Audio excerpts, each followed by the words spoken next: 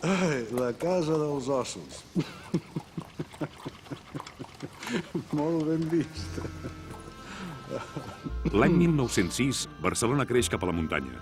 La ciutat viu amb intensitat les tensions socials de l'època i moltes famílies burgeses estableixen la residència en els paratges tranquils de l'avinguda del Tibidabo o de Vallvidrera. A l'Eixample, Gaudí triomfa. Amic Gaudí, me n'alegro dels vostres èxits.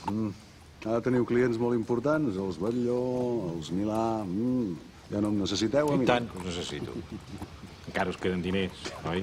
Algun en trobaríem. No, i té mèrit, Vos teniu fama de malgastador i ja fa gairebé 30 anys que us faig encàrrecs.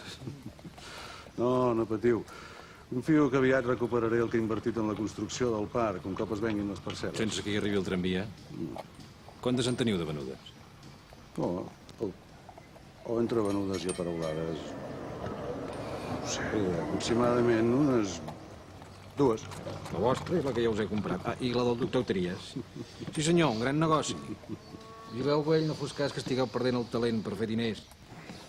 No, el talent no, les ganes de fer-ne, potser sí.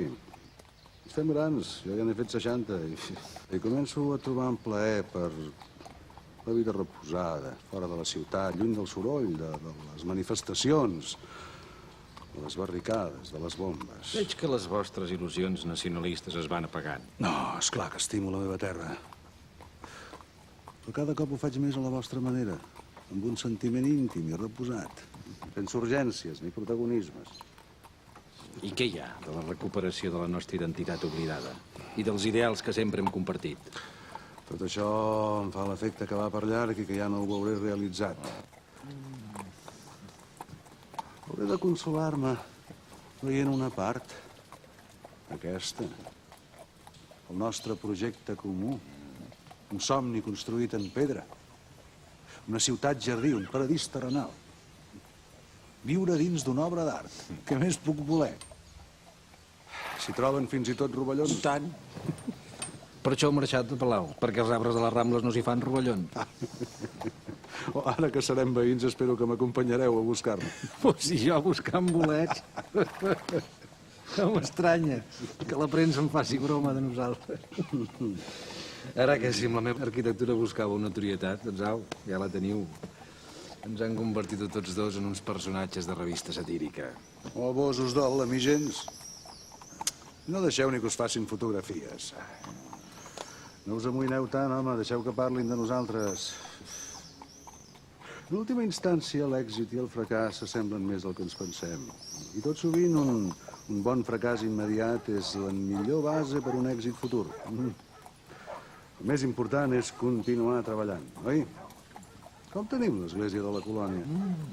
Cada dia hi treballo. Mireu. Perdigons? Que hi caseu a Santa Coloma de Cervelló? Que hi caso són idees que tinc penjades d'un fil. Amb cordills i bosses plenes de perdigons, treballo en una maqueta invertida. Segons la quantitat de perdigons, calculo la càrrega. Sou com una criatura. Mai no sé si treballeu seriosament o si tot plegat és un joc. No seria millor fer uns plànols i després fer uns càlculs matemàtics? No, els números maten les línies. Ara estic intentant imaginar la nau superior. Serà una solució mai vista. I al mateix temps, completament elemental. Tan senzilla com aquest arbre. I si funciona, l'aplicaré a la Sagrada Família. Us veig ple d'entusiasme. A mesura que han anat passant els anys, a més dels diners m'heu anat xuclant l'ambició. Teníeu de sobres. O massa. Vos ho vau dir, ho recordeu? Va ser el dia aquell de la festa amb la família reial, el dia que vam inaugurar el palau. Sou massa ambiciós. Massa? I tant que sóc ambiciós. Ho sóc perquè en tinc l'obligació, però sense fums. Vos ho definiu d'una manera molt intel·ligent. Avui senyor, ahir pastor. L'any 1888, l'Exposició Universal fa que Barcelona visqui un dels moments més eufòrics de la seva història i Eusebi Güell n'és un dels personatges més rellevants. Amb 42 anys, ha ascendit a la direcció de grans empreses. Ha encapçalat una delegació catalanista que ha lliurat al Fons XII el Memorial de Greuges i, fins i tot, ha publicat en francès i anglès el tractat científic L'immunité par le leucomaïne. Tothom té l'obligació de ser ambiciós. Cadascú segons la part que li toca. I jo tinc una responsabilitat immensa perquè he tingut molts privilegis. Fortuna, educació, l'amistat amb els reis, i ara tinc l'obligació de posar tot això al servei del nostre país i del seu renaixement. No ho trobeu apassionant? Amic meu, us veig impacient per fer història. I teniu dret a intentar-ho. La vida us ha posat tot de cara. Us ha convertit en un gran entusiasta, en un optimista descomunal. Sou un home amb sort. No és culpa vostra. No, evident. És vostra. Culpa meva? Jo culpable del vostre entusiasme? Sí. I la prova la teniu davant dels nassos. Són il·lusions o és una realitat? És un edifici. És un palau. És més que pedra, és esperit, és geni. Aquí es reuniran els més grans poetes, els músics, els artistes, els científics, els pensadors. Amic Gaudí, aquest palau que heu creat està destinat a ser el bressol d'aquest renaixement que us dic. On aneu? Em podeu deixar aquí, sisplau, tinc feina. Avui no, avui heu d'estar al meu costat durant la festa. No, home, no, el protagonista sou vos. El constructor del decorat no ha de sortir a ser. No, espereu. Haig de parlar-vos de projectes. Projectes? Què hi pot haver de més important? No podeu imaginar res millor? On és la vostra ambició? Durant 10 anys he treballat per vos i he fet de tot. Vos heu estat el millor client, el millor crític, el millor col·laborador, però avui hem acabat el Palau, que és la nostra obra magna, i us estic molt agraït, però ja està fet. No m'agradaria ser sempre l'arquitecte d'un Güell. Molt bé. Aneu. Compreneu-me, ara el que necessito són clients normals. Aquest palau és només el començament. Ara jo ja tinc casa, però se n'ha de fer una pels meus obrers. Vull construir una colònia, perquè el factor primari de la indústria és l'home. I no ho dic per principis ètics, no, ho dic per interessos pragmàtics, penseu-ho bé. Encara us necessito.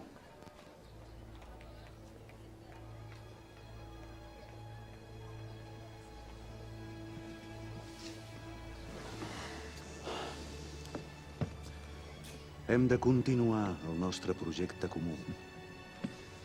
Mai he acabat d'entendre a què us referiu quan parleu d'aquest projecte comú. Sé el mateix que el primer dia que em vau parlar. El dia que ens vam conèixer. Escolteu, jove.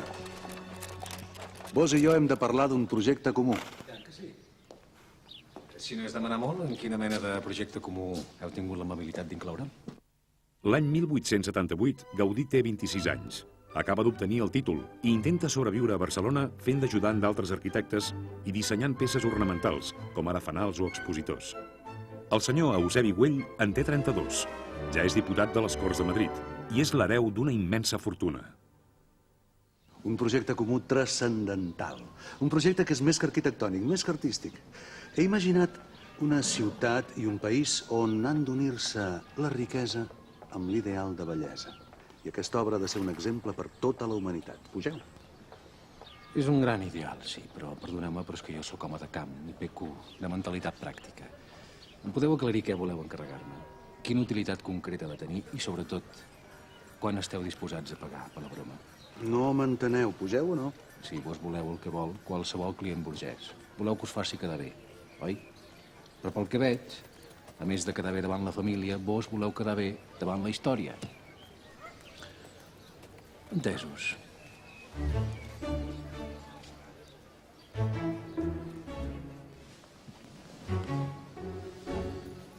Farem el que podrem. Potser serà millor deixar-ho estar. La nostra actitud equival a considerar que tot l'art de l'arquitectura es redueix a l'artifici per evitar que la gent es mulli quan plou. Concretem, què m'encarregueu? Un fanal, una prestatgeria, una font pel jardí? En tot això tinc experiència. Sóc un expert en ornamentació. Sigueu ambiciós. Més que ambició, preferiria pensar que tinc talent. I de què serveix el talent sense ambició? No dic pas que sigui el vostre cas. Un geni és algú que quan reconeix que té talent sap tenir també la valentia per fer-lo servir. Valentia. Si no... I vos? Què teniu, vos? Veig que l'ambició no us falta, però teniu alguna cosa més?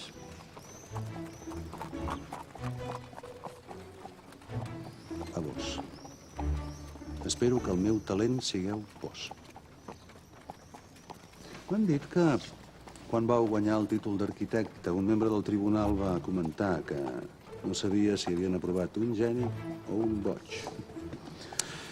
Jo no sé pas què en penseu vos, però a mi m'agradaria molt saber què esteu disposat a ser. Ja ho anirem veient. Veurem si vos i jo som un parell de bojos o de genis. Us agrada investigar els materials amb què treballeu? No em considereu un client. Considereu-me un material. Estudieu el meu projecte com estudieu les qualitats del ferro o de la pedra. D'acord. Comprovarem si sou un bon material.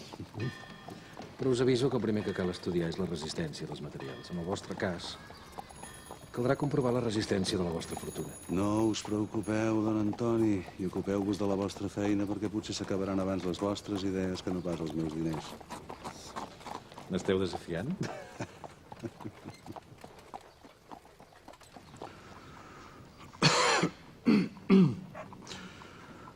M'heu guanyat, amic. Abandono la competició.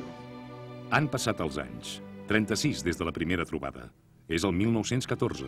El comte Güell té 68 anys i ha pres la decisió d'abandonar els negocis. També és un moment trist per Gaudí. En poc temps han mort el seu millor col·laborador, Francesc Berenguer, grans amics com Joan Maragall i l'únic familiar directe que li quedava, la seva neboda Rosa. A més, els problemes econòmics amenacen constantment aturar les obres de la Sagrada Família. No disposo de més diners. Les obres de la colònia hauran de quedar tal i com estan ara. Però... si de l'església només hi ha feta la cripta... Falta tot? Ho sento. Ja fa gairebé 2 dècades que hi treballeu, la família ha dit prou. Què té a veure la família? Estem parlant de feina. Deixeu estar, la família. En el meu cas, família i feina és el mateix. Els meus fills s'han fet càrrec dels negocis. No em feu triar entre ells i vos. Necessito acabar l'església de la colònia Güell. Ha de ser l'assaig general per la coberta. Em sap greu, què hi farem? Diu que us ha visitat en Miguel de Unamuno. Quin honor. No li va agradar gens. Va dir que era arte borratxo. Carallot. Sí, com aquell altre, en Rossinyol. Quan li vau dir que el temple no estaria acabat en 2 o 3 segles, ell us va contestar allò de... si per llavors encara hi hauria religió.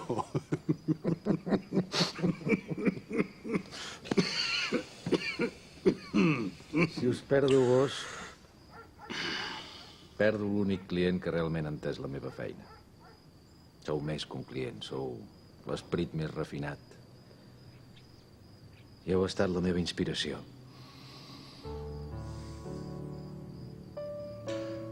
Don Anton, un cop em vau retreure que no volíeu ser considerat només l'arquitecte d'en Güell.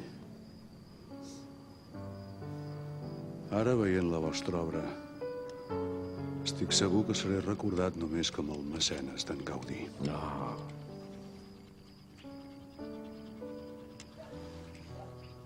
Hem fet un projecte comú.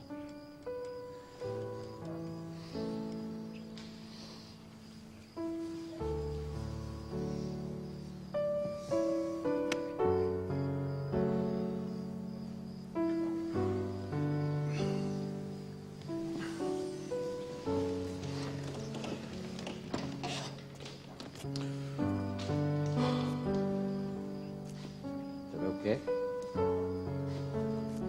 encara no sé ben bé en què consistia aquell projecte comú. Jo més aviat diria en què consistirà. Vos i jo tot just l'hem començat. Altres el continuaran.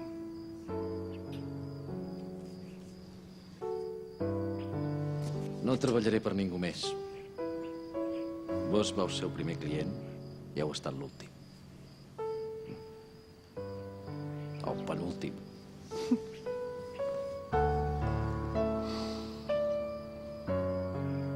Mireu-lo. Camina amb tot el temple sencer dins del cap.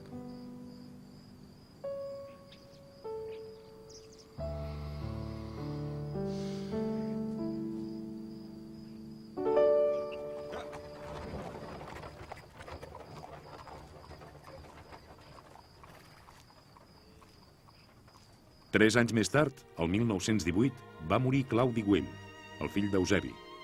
I pocs mesos després va morir ell mateix.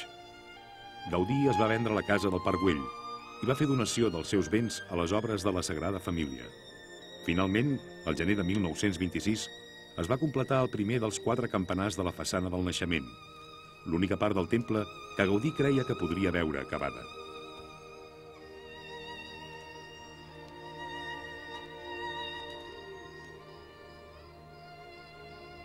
Fa goig. Fa goig.